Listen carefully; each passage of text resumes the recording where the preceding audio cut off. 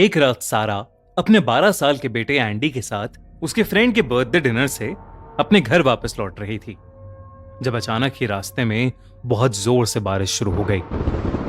देखते ही देखते वो बारिश एक तूफान में बदल गई और इस वजह से सारा के घर जाने के रास्ते में एक बहुत बड़ा पेड़ टूटकर गिर गया था। सारा अपने बेटे एंडी के साथ उस एरिया में नई नई शिफ्ट हुई थी, इसलिए उसे घर जाने का कोई दूसरा रास्ता नहीं पता था। तभी सारा की नजर थोड़ी ही दूर एक बहुत बड़े से मैंशन पर पड़ी। उस मैंशन के अंदर लाइट्स जल रही थी, इसलिए सारा को लगा कि शायद उस मैंशन में कोई रहता होगा जो उसकी मदद कर सके। सारा अपने बेटे एंडी को लेकर उस मैंशन तक पहुंच गई। सारा ने उस मैंशन की बेल बहुत बार बजाई, मगर किसी ने दरवाजा ही नहीं खोला। लेकिन फिर वो दरवाजा अपने आप खुल गया।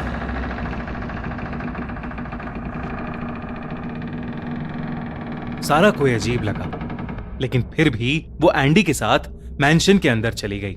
उस मैंशन के हॉल में पहुंचकर सारा ने कई बार आवाज लगाई, हेलो, कोई है यहां पर? हेलो। मगर उसका जवाब देने वाला वहां कोई नहीं था। जब कोई जवाब नहीं आया तो सारा को लगा कि शायद वो मैंशन खाली होगा। वो मैंशन देखने में थोड़ा अजीब सा था, थोड़ा डरावना सा, लेकिन रात बहुत हो गई थी और दोनों बहुत थक गए थे। इसलिए सारा ने एंडी को ऊपर वाले बेडरूम में सुला दिया और खुद पानी लेने किचन की तरफ चली गई। वैसे तो एंडी बहुत थक गया था, मगर उस बेडरूम में लेटकर उसे नींद ही नहीं आ रही थी।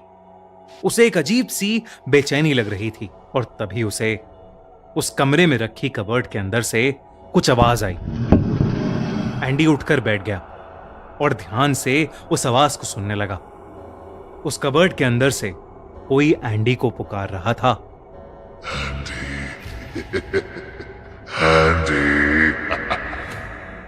वहीं दूसरी तरफ सारा मैंशन के हॉल में पहुंची तो उसकी नजर वहां रखी एक पुरानी चेयर पर पड़ी।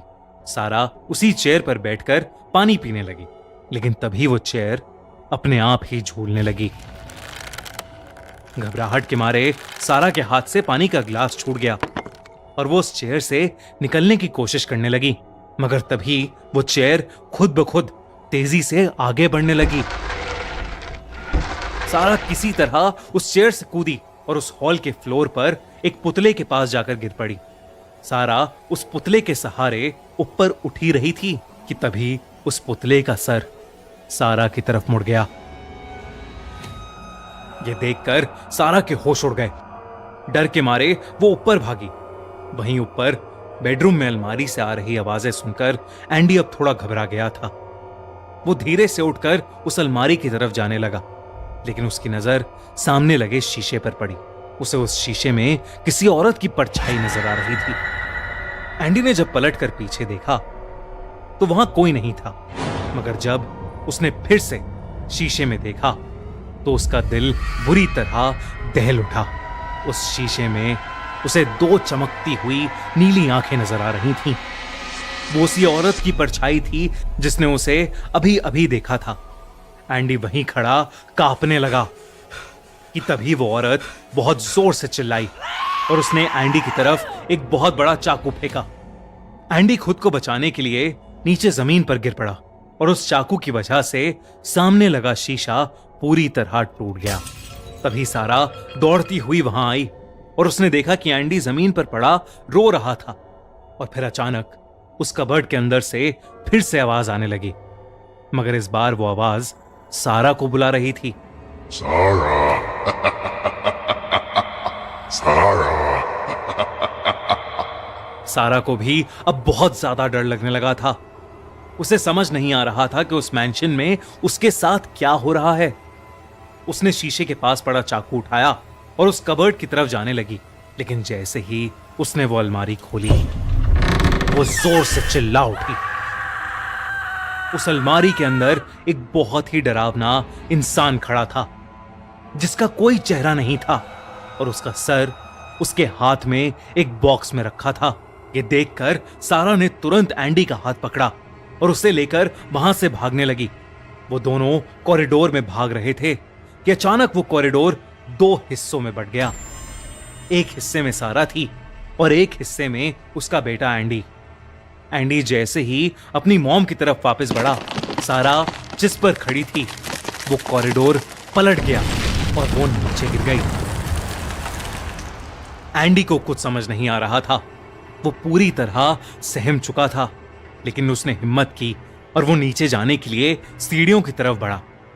लेकिन जो सीढ़ियां अभी तक नॉर्मल लग रही थीं, वो खुद ब खुद अपना डायरेक्शन बदलने लगी। सीढ़ियों के नीचे वाला हिस्सा ऊपर उठने लगा और एंडी स्लिप होता हुआ वापस उसी कॉरिडोर की तरफ गिर गया। अब एंडी के पीछे वही भयानक आदमी खड़ा था, जिसकी पूरी बॉडी हड्डियों की बनी हुई थी। लेकिन इस बार उस हेडबॉक्स से निकलकर उसका भयानक चेहरा उसकी गर्दन पर आ गया था।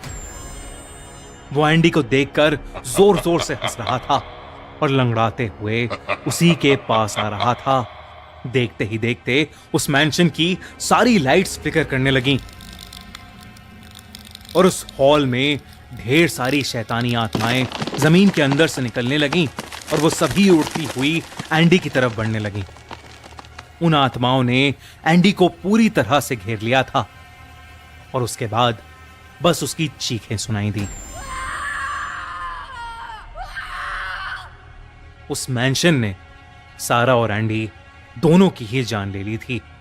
अब शायद उन सभी बाकी स्पिरिट्स के साथ सारा और एंडी की स्पिरिट्स भी हमेशा हमेशा के लिए उस मैंशन में कैद हो गई थीं।